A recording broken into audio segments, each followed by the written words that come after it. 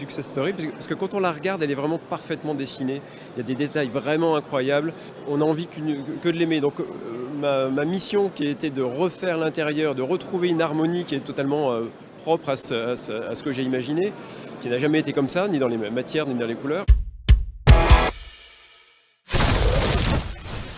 Before starting, I ask you to like this video, subscribe to the channel, and at the end, share this video with your friends. Let's go to the video.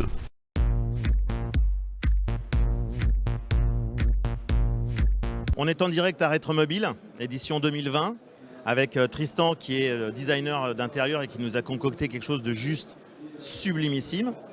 Et Arnaud Belloni, qui est le patron du design, presque, du marketing et de la communication. J'aimerais bien, mais j'ai pas les compétences. Tu vas peut-être pas cumuler tous les postes. Non, à un moment donné, voilà, deux c'est déjà pas mal. Bon. Alors, cette année, c'est les 50 ans de la GS, voiture qui a quand même été marquante dans l'histoire de la marque, puisque on l'oublie un peu, mais souvent les voitures de milieu de gamme sont les voitures qui sont faites en très grande série. Et cette voiture-là a marqué son époque, puisque effectivement, elle avait comme concurrente des voitures très sympathiques, mais relativement classiques. Et la GS, en 1970, introduit la suspension hydropneumatique sur le milieu de gamme. C'est une vraie révolution aussi à cette époque. Alors, la voiture, elle est incroyable parce qu'elle sort en 70. Elle est élue voiture de l'année européenne en 71. Elle a un 4 cylindres à plat.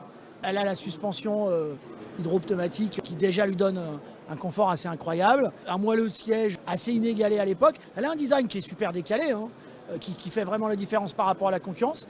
Puis elle a des trucs moi, que j'adore. Tu as le frein à main au volant, ouais. Tu sais, sur le tableau de bord, la tirette, et tu as le fameux compteur de vitesse à ruban. Alors moi, je ne sais pas ce que vous en pensez, Tristan, mais ce qui, moi, me séduit dans cette voiture, c'est de me dire qu'elle est quand même sortie 5 ans avant la CX. C'est un peu un outsider. Je crois Ouais. quand elle est sortie, ils planifiaient de la sortir pour 2-3 ans maximum. Et ça a été une success story, parce que quand on la regarde, elle est vraiment parfaitement dessinée.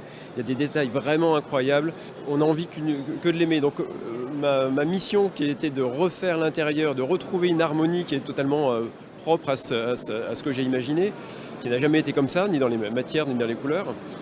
J'ai respecté l'intégralité du design, bien sûr. Voilà, on a une sensualité, Ouais. on se sent bien. En fait, ce que j'aime bien dans ces voitures-là, c'est qu'on coupe le moteur, mais on ne sort pas de la voiture. Voilà. Le moment continue parce qu'on est juste bien. Alors, dans un autre style, le Scarabée d'or, c'est une autre histoire. Très différent. On revient 50 ans plus tôt Sublime. et on va y aller. On y va. Alors, Olivier, comment ça s'est passé? La Citroën, c'est l'audace. Ouais. Et Citroën était au rendez-vous. Donc l'appui de Citroën a été essentiel, du conservatoire évidemment, de la marque, pour reconstruire ce véhicule. Donc on a mobilisé les écoles, le lycée professionnel Château des Pluches, et puis l'école d'ingénieurs des arts et métiers, le lycée pour refaire la carrosserie, et les arts et métiers pour refaire le train de chenille. Et puis 50 000 heures de travail après, sur 11 sites de production, plus de 160 élèves pendant 3 ans, avec 40 professeurs. Et ben voilà, ça donne un bébé qui s'appelle Scarabée d'or et qui est fonctionnel et puis qui est prêt à vivre de nouvelles aventures. Bravo pour tout ça.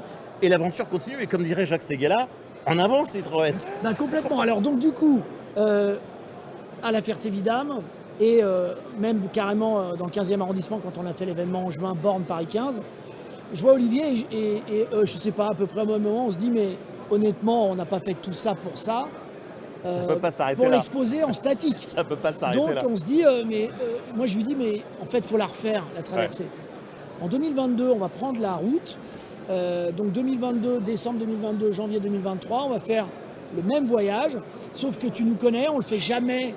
On se plonge pas dans le passé aussi facilement. Non. On va Ouais. utiliser le passé, nourrir le présent et inspirer l'avenir. Ouais. Donc on va effectivement le faire avec Scarabée d'or. Nous Ouais. allons construire Croissant d'argent. Donc on a D'accord. pris la décision de construire Croissant d'argent. Ça c'est pour le passé. D'accord. Et donc c'est pas une course de vitesse. Hein. Non, bien sûr. C'est 25 km/h de moyenne. Bien sûr. Des étapes de 200 km. C'est une aventure humaine. Le présent, on aura 5 véhicules d'assistance 100% électriques qui seront dans la gamme de 2022. Ouais. Moi, je les connais déjà, mais Oui, nous, on va attendre on un ne petit sait pas. peu. Nous, on n'est pas au courant. On va attendre un C'est petit peu. secret. Voilà. C'est bientôt, on va se donner rendez-vous au mois de septembre. Et puis, l'avenir, on aura un truc qu'on n'a jamais fait, c'est qu'on va prendre le concept car de 2021-2022 Ouais. et on va le mettre sur l'intégralité du parcours. Bravo. L'aventure continue, comme on dit. L'aventure continue en scarabée. C'est bon.